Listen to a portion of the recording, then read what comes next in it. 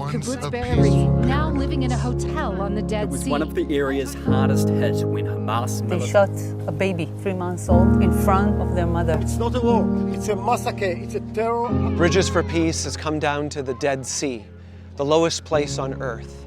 We are here at a place called En Bokek. Behind me is the David Hotel and Spa. But this hotel and spa has actually been turned into a place for displaced people, Israelis of the South, refugees.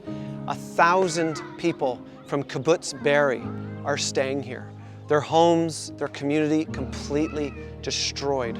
The number is about 85 people murdered, 35 people kidnapped and taken hostage into Gaza. Who knows how many others have been wounded, but an entire community broken and grieving and staying here in this hotel on the shores of the Dead Sea. There are 7 stages of grief. They're not even at stage 1. I met with a cognitive therapist, an expert in his field with 20 years of experience, and I asked him, Yuval, in your 20 years, have you ever seen anything like this? He said, absolutely not. I wasn't trained for this. How do you prepare for this? The scale. This nation is hurting. Kibbutz Be'eri is one of a few kibbutzim, communities near Gaza, that were completely destroyed. This isn't broken down doors and windows or repairs that need to be made. These are places burned completely to the ground, places destroyed, everything. These people have lost everything.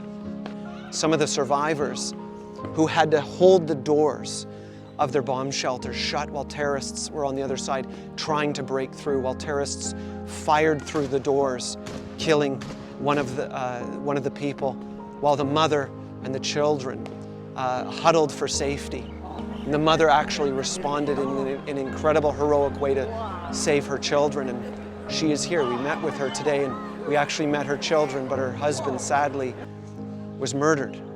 And Noé was already dead at those moments because he was bleeding too badly and there was nothing to stop his bleeding.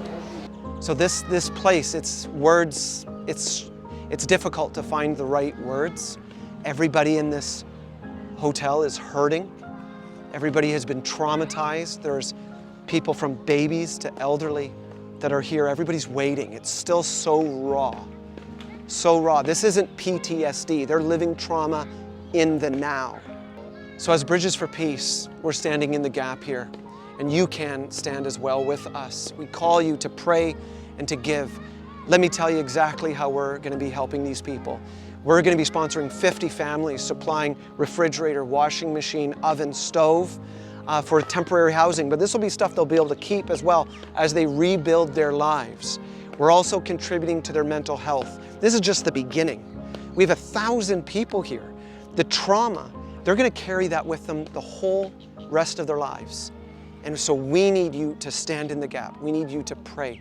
We need you to give to our crisis assistance. Let us do more for the community of Be'eri.